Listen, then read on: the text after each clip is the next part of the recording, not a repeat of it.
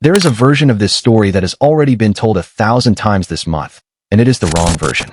It is the version where Drake made a joke on a live stream. The internet laughed or gasped depending on which side of the argument they were already on, and everyone moved on to the next 24-hour cycle. That version is convenient. It is also incomplete.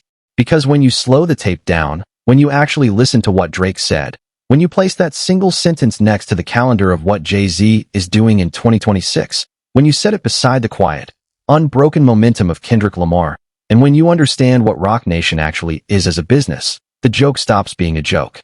It becomes a signal. And signals, in this corner of the music industry, are almost never accidental. This is not a video about who won a rap battle. That argument is old, and the people still fighting it are not paying attention to the board. This is a video about a sentence. One sentence, delivered on a gambling stream, on a Saturday night, in front of a global audience, by an artist who knows exactly how many people are watching him at any given moment. And it is about what that sentence tells us about where the real pressure in rap has moved to in 2026. Not to the booth, not to the diss track, to the paperwork, to the publishing, to the stadium contracts, to the subpoenas. Stay with this one. Because by the time we get to the part about the appeal, the 63 witnesses, and the 2 stadium dates on opposite ends of the world, you are going to understand why this remark refuses to die, and why the people closest to the business are the ones who went quiet the fastest. The promise. Here is what this script is going to do, and here is what it is not going to do. It is going to lay out, in order, exactly what Drake said, when he said it, where he said it, and what was verifiably happening around him when he said it. It is going to walk through the confirmed legal record, the confirmed tour announcements, and the confirmed business relationships that make the Roc Nation name heavier than a punchline. And it is going to separate, cleanly and honestly, what we actually know from what people online are guessing at. Anytime we cross from fact into interpretation, you will hear it labeled. Anytime we cross from interpretation into speculation, you will hear that labeled too. There will be no sleight of hand. What this script is not going to do is tell you Drake secretly confessed to something, or that Jay-Z is secretly planning something, or that Kendrick Lamar is secretly preparing something. None of those things are proven, and pretending there would be exactly the kind of noise this story does not need. What is on the record is already loud enough. Chapter 1. The Sentence. On Saturday, August 8th, 2026, Drake returned to the streaming platform Kick to host a live stream tied to the 9th anniversary of the online gambling company stake. The stream had been publicly announced days in advance. It carried $1 million giveaway component. It was designed, from the beginning, to be an event. Anyone who has watched Drake operate over the last decade understands that when Drake goes live in a format like this, he is not casually hanging out. He is performing. Every phrase is available for clipping. Every glance is available for screenshotting. Every silence is available for reading. During that live stream, according to reporting from Complex, Drake said the following words. Quote, "GG's, the Roc Nation subpoena is about to be cleared." End quote. He followed the line with a laugh. Complex. That is the sentence. That is the entire trigger. 15 syllables, 1 laugh, and a comment section that has not calmed down since. Now, on the surface, the sentence is easy to dismiss. GG's is gamer language. It means good games. It is what you say at the end of a match when you are being either gracious or sarcastic. Subpoena is a legal term. It is what you serve on someone when you want them to produce documents or testimony under oath. And Roc Nation is the name of the entertainment company founded by Sean Carter, better known as Jay-Z. Put those 3 ingredients into a single sentence, delivered by Drake, on a live stream, in the middle of 2026, and the reason it detonated is not mysterious. It is the pairing of a casual delivery with a very specific institutional name. Chapter 2. Why the name Roc Nation is not a neutral word. To understand why that sentence traveled the way it did, you have to understand what Roc Nation actually is. And this is where the story stops being about a joke and starts being about a business. Roc Nation is not a record label in the narrow sense. It is a full-service entertainment company. It manages artists. It publishes songs. It operates a sports agency. It runs philanthropic initiatives. And, most relevantly for this story, since 2019 it has been the live music entertainment strategist for the National Football League, producing the Super Bowl halftime show every year.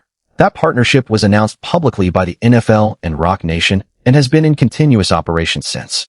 Roc Nation on Wikipedia. The New York Times has reported on the mechanics of how the halftime performer is chosen, and the reporting is consistent on one point. Jay-Z, through Roc Nation, has significant influence over who ends up on that stage in February. The New York Times. Now stop for a moment and hold that fact in your hand. because it is going to matter in 2 chapters when we talk about Kendrick Lamar. The point for right now is this. When Drake said the words Roc Nation on that stream, he was not naming an abstract rival. He was naming a specific business network with specific contracts, specific relationships, specific ownership structures, and specific access to some of the largest stages in the entertainment industry. Naming Roc Nation is not the same as naming a person. It is naming a system. And systems, unlike people, do not clap back on a Sunday morning. They respond in filings. Chapter 3. The legal backdrop that makes the line sticky. The word subpoena is the part of Drake's sentence that carries the actual legal weight. And to understand why the internet paused on it, you have to understand the legal environment Drake has been operating in for the past year. In 2024, after Kendrick Lamar released the song Not Like Us during his exchange with Drake, Drake pursued legal action. He filed a defamation lawsuit against Universal Music Group, the record label that distributes Kendrick Lamar's music. The suit argued, in essence, that UMG had knowingly promoted and profited from defamatory content aimed at Drake. Universal Music Group pushed back, arguing that the lyrics were protected speech and that the case had no legal foundation. In October 2025, a federal judge in Manhattan dismissed Drake's defamation lawsuit. That is confirmed. It was reported by Reuters and by ABC News, among other outlets. Reuters, ABC News. That dismissal was not the end of the matter. Drake appealed. According to Rolling Stone's reporting, Drake's appeal asks the court to send the case back and to treat the defamation question as a matter that should be decided at trial rather than dismissed outright. Rolling Stone. There has also been reporting, referenced in public discussion, that in the course of that litigation Drake's team pursued a wide subpoena effort involving dozens of witnesses. That is the paperwork context in which the word subpoena on a live stream stops sounding like a random gamer word and starts sounding like a very specific reminder. So when Drake said, quote, "The Roc Nation subpoena is about to be cleared," end quote, he was speaking a sentence that had a live legal frame around it. He was not inventing a legal concept out of thin air. He was speaking into a fight that has been running in federal court for over a year, on paper, on the record, with lawyers on both sides. That is why the sentence did not read as random. It read as pointed. Chapter 4. The calendar. Now overlay the calendar. Because the timing is the second reason this sentence carried. In 2026, Jay-Z is not being quiet. He is doing the opposite. Roc Nation, together with Live Nation and its partners, has been rolling out an extended anniversary run under the banner Jayz 30, marking 3 decades since his debut album Reasonable Doubt. The run started with 3 shows at Yankee Stadium in the Bronx in July 2026, positioned as a 25th anniversary commemoration of the Blueprint. Jayz 30 Tour, Wikipedia. From there, the run expanded. Public ticketing and industry outlets confirm additional Jayz 30 stadium dates. Tottenham Hotspur Stadium in London on September 4th and September 5th, 2026.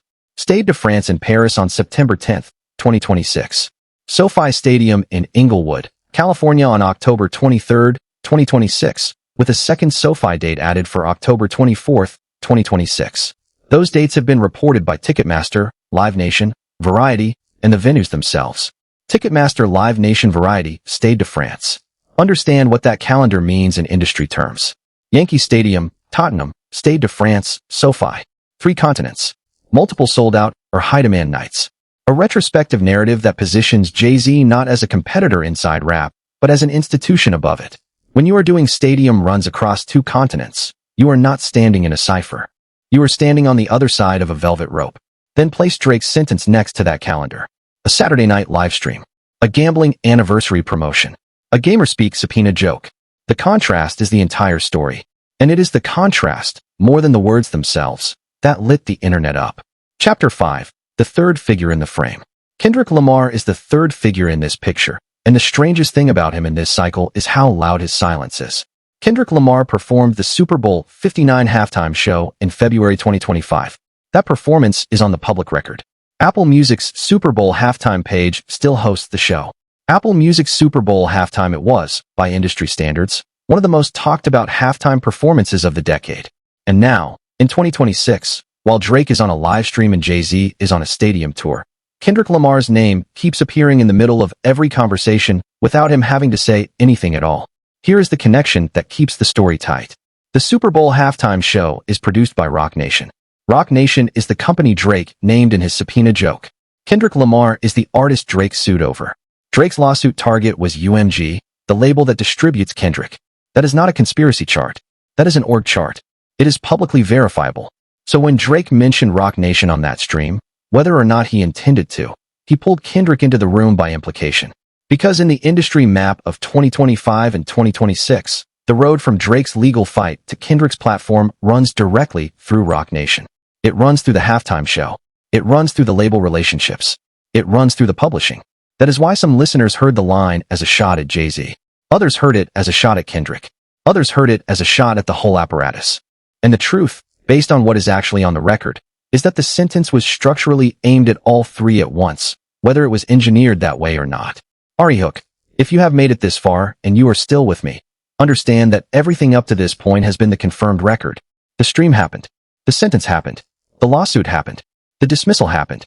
The appeal happened. The tour dates are real. The halftime show relationship is real. None of that is speculation. The next section is where the story gets more interesting, because this is where interpretation starts, and I am going to keep labeling it as interpretation every time we cross that line. Chapter 6. Interpretation 1. The status read. Interpretation, not fact. This is one of the readings circulating in the culture right now. Under this reading, Drake's Roc Nation line was a status move. The argument goes like this. Drake has spent the last 2 years being framed by his critics as the person who lost the biggest rap exchange of the decade. That framing hurts, not because of the music, but because of the story. Losing a story in this business is more expensive than losing a song. So the theory holds that Drake, understanding he cannot rewrite that narrative through another diss record, is instead trying to shift the terrain. Instead of arguing about bars, he is arguing about paperwork. Instead of arguing about who won a battle, he is arguing about who is being sued. In that framework, saying Roc Nation subpoenas on a live stream is not a joke. It is a reminder. It is a way of saying, I may have lost the moment, but I am still holding a legal thread that connects to the biggest names in the industry. That is one plausible read. It is consistent with how public figures often try to reclaim narratives when they cannot win them head-on. It is not confirmed by anything Drake has said explicitly, so label it what it is. Interpretation. Chapter 7. Interpretation 2. The business read. Interpretation, not fact. This is a second reading that has been circulating. Under this reading, the Roc Nation line is less about Jay-Z as a rival and more about Roc Nation as a business network. Roc Nation touches publishing. It touches sports representation. It touches live entertainment strategy. It touches the halftime show. In this reading, when Drake names Roc Nation on a stream watched by millions, he is not going after a person. He is casting a shadow over an institution. He is inviting his audience to view Roc Nation as a defendant in the court of public conversation, regardless of what any actual court eventually decides. This reading is also plausible. It is also unproven. It relies on assuming intention that Drake has not confirmed. Label it. Interpretation. Chapter 8. Interpretation 3. The troll read. Interpretation, not fact. The third reading is the simplest. Drake was on a live stream. Drake likes to say things on live streams that make the internet talk. The Roc Nation line was designed to generate exactly the kind of 48-hour news cycle it generated, no more, no less. Under this reading, the sentence is not strategic. It is content. It is a Saturday night trigger designed to keep his name in every headline through Monday morning. The reason this reading is not dismissible is that Drake has, in fact, used live stream moments this way before. So the pattern is consistent, but it is still not confirmed. Label it. Interpretation. The honest answer, and this is where investigative work stops being satisfying and starts being accurate, is that all three readings can be simultaneously partially true. The line can be a status move and a business shadow and a troll. Sentences on the internet do not have to have single meanings. They almost never do. Chapter 9. What we actually know about the stream itself. Because so much of the internet's version of this story is a game of telephone, it is worth being precise about what actually happened on that stream in a broader sense.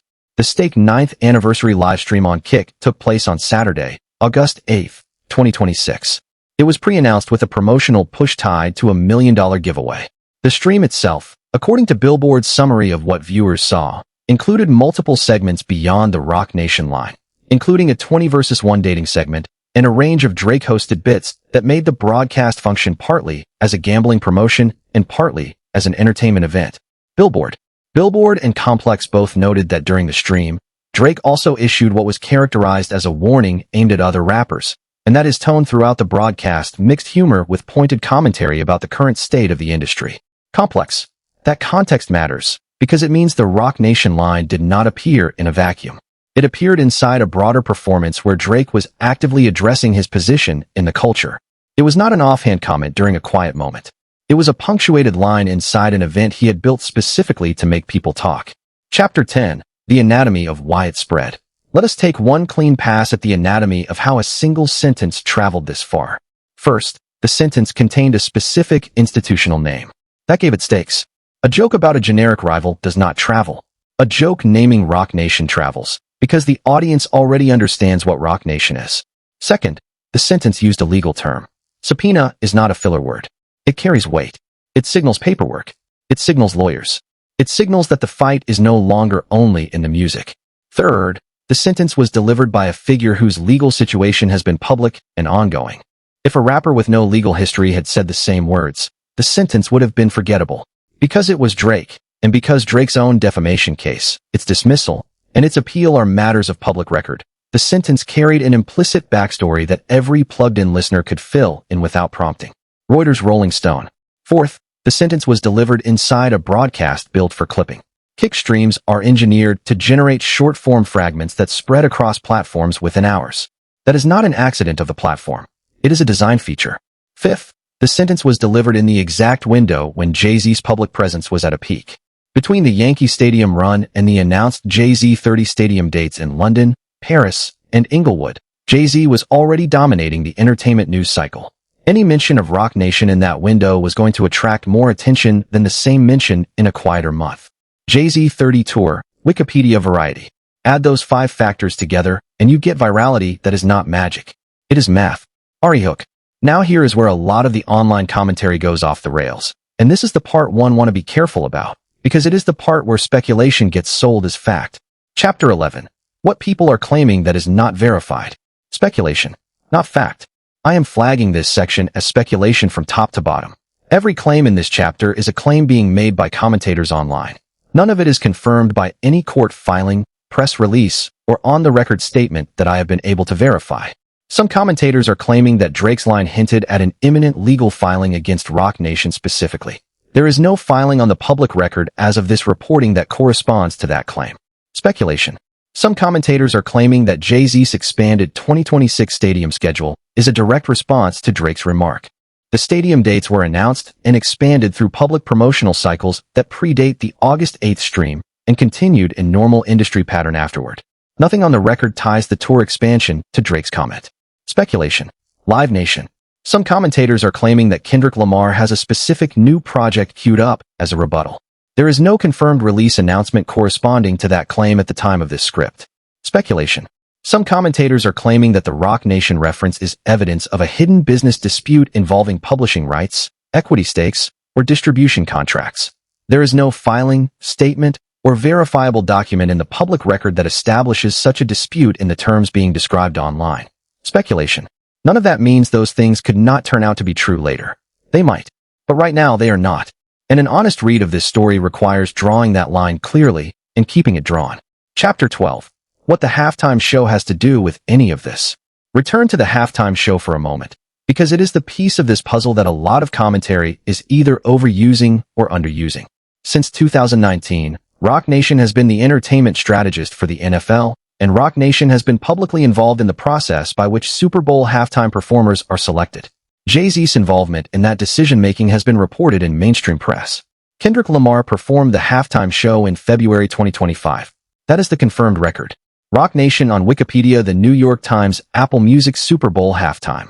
What that means, structurally, is that the biggest live music stage in American entertainment has, for years, run through a company associated with Jay-Z. And Kendrick Lamar has been on that stage. Drake has not. That is a structural fact. It is not a moral fact. It does not tell you who is right or wrong. It does not tell you who is a better artist. It tells you where the platform lives. And in an industry where platform is more valuable than any single record, the fact of who owns the platform is not a detail. It is the whole game. That is why Drake mentioning Roc Nation on a live stream is different from Drake mentioning another artist by name. Mentioning another artist puts you in a rap conversation. Mentioning Roc Nation puts you in a platform conversation. And the platform conversation is the one that actually changes careers. Interpretation, and I will label it as interpretation. Under this framing, Drake's line can be read as an attempt to relocate the fight from the rap stage. where he does not currently hold the ground, to the platform layer, where the ground is more contestable. Whether that read is right will depend on what he does next. Chapter 13. Why the industry went quiet instead of loud. If you have been watching this cycle carefully, you have noticed something worth naming. The loudest reactions to Drake's Roc Nation line have not come from the industry. They have come from the audience. Roc Nation, as a company, did not issue a formal response on the record to a livestream joke. That is not surprising. Large entertainment companies do not respond to livestream jokes. They respond to filings. Jay-Z, as an artist, did not respond publicly. That is also not surprising. Public figures at his tier of the business almost never engage a comment made on a competitor's stream. Kendrick Lamar did not respond publicly either. Consistent with his pattern for the past year, he has continued to let performances and appearances carry the message rather than statements. That industry silence is itself a piece of the story. Silence at the top of the business is not the absence of a response. It is the response. It is a signal that the people who could escalate are choosing not to escalate on Drake's timeline, on Drake's platform, in Drake's format, interpretation, and labeled as such. Under this reading, the industry's silence around the Roc Nation line is a demonstration of a well-understood rule in high-level entertainment. If you are the platform, you do not have to argue. The platform argues for you. Chapter 14. What this moment actually reveals about 2026 rap. Set the sentence aside for a moment. Set the tour dates aside. Set the halftime show aside. Look at the shape of the whole picture. What this moment reveals, more than anything about any individual artist, is that the center of gravity in commercial rap has moved. It is no longer only about who can rap the hardest. It is about who controls the pipes, who books the stadium, who owns the publishing, who selects the halftime act, who files, who appeals, who signs, who sues. Drake understands this. That is why he named a company on a stream instead of naming a person. Jay-Z understands this. That is why he has spent the last several years positioning himself less as a rapper and more as an institution, with a stadium calendar to prove it. Kendrick Lamar understands this. That is why, having performed the biggest halftime show of the decade, he has been comfortable letting others fight in the comment sections while he preserves the value of his own silence. If you are trying to read this cycle correctly, that is the frame. It is not a battle of songs. It is a competition over infrastructure. And infrastructure competitions do not resolve on a Saturday night.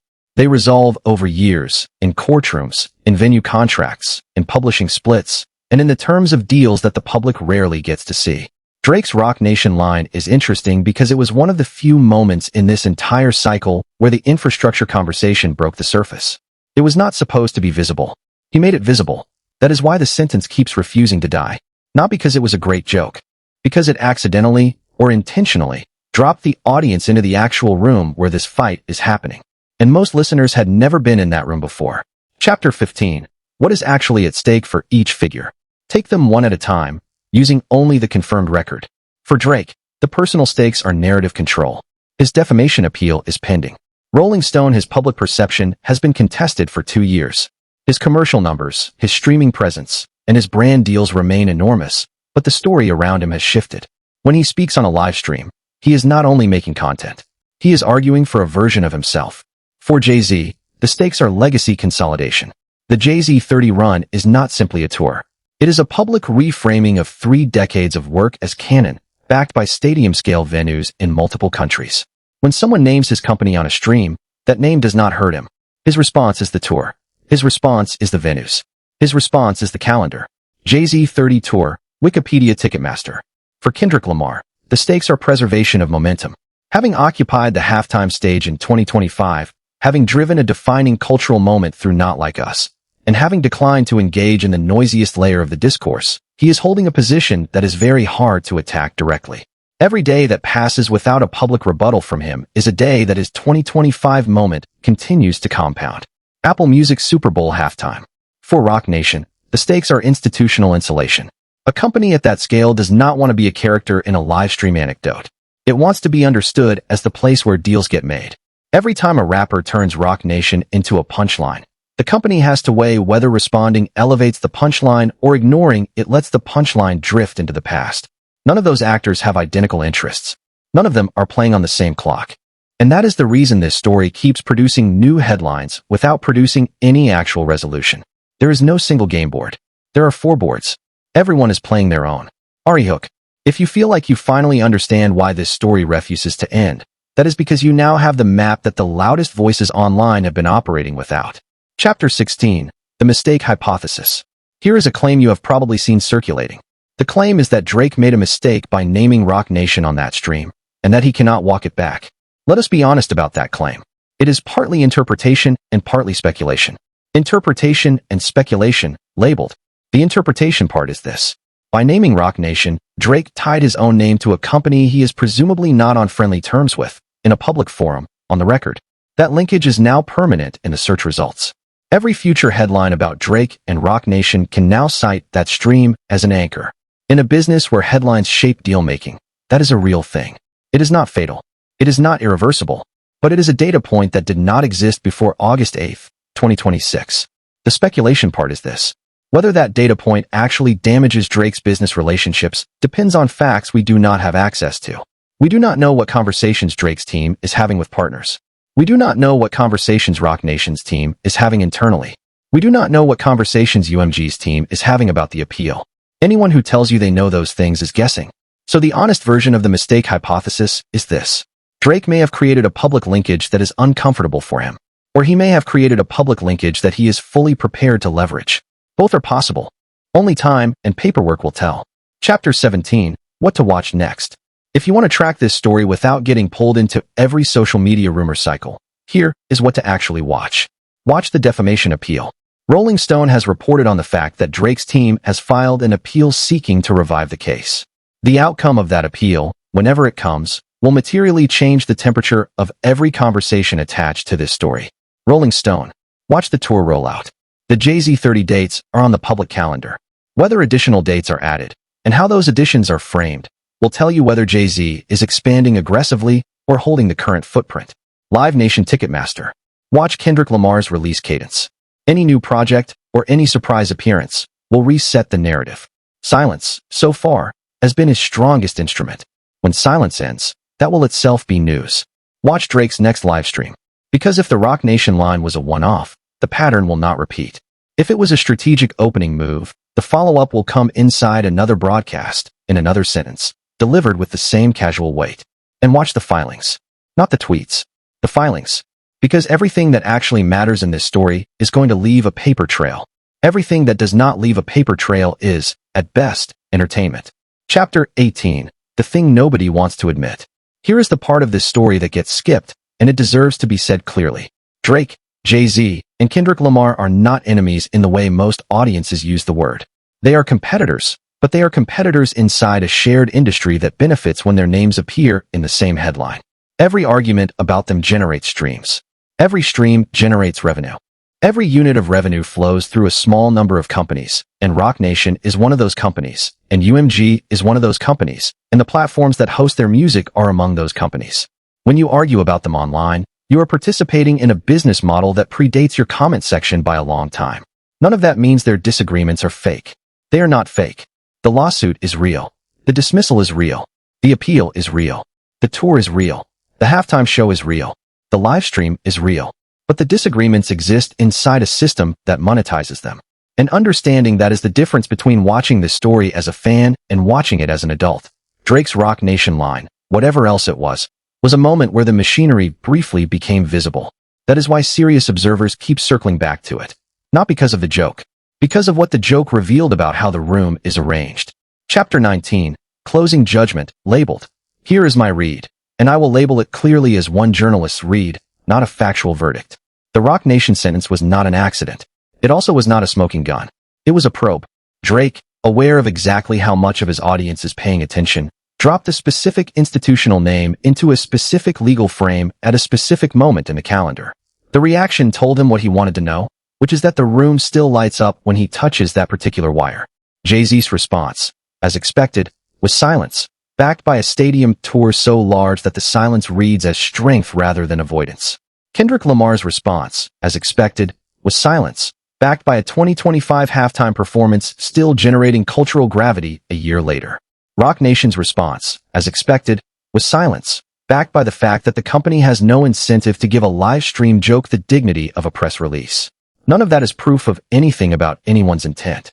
It is an observation about the shape of the response, delivered from the outside, and labeled as interpretation, not fact. What is not interpretation is this. The sentence happened. The company named in the sentence is real. The tour is real. The lawsuits are real. The dismissal happened. The appeal is pending. The halftime show relationship exists. Those are the load-bearing facts. Everything else, right now, is commentary, including, honestly, this video. CTA. So here is the actual question worth arguing about in the comments. And it is not who won a diss track 2 years ago. The question is this. When an artist at Drake's level names a specific company on a live stream, in a legal frame, in the middle of that company's biggest promotional cycle in years, is that a slip, a strategy, a stunt, or a signal? Pick one. Defend it. Because whichever one you pick tells me more about how you read power in this industry than any lyric analysis ever could. Drop your read below. Timestamp your reasoning. If you have receipts, post them. If you are guessing, say you are guessing. That is how a real conversation about this actually gets built. Subscribe if you want the next breakdown, because when the appeal ruling drops, or when the next kick stream sentence lands, or when the next stadium date is added to the jayz 30 calendar, this map is going to shift again, and you are going to want the updated version before the headlines catch up. We will be here when it does. Everything. And I will see you in the comments.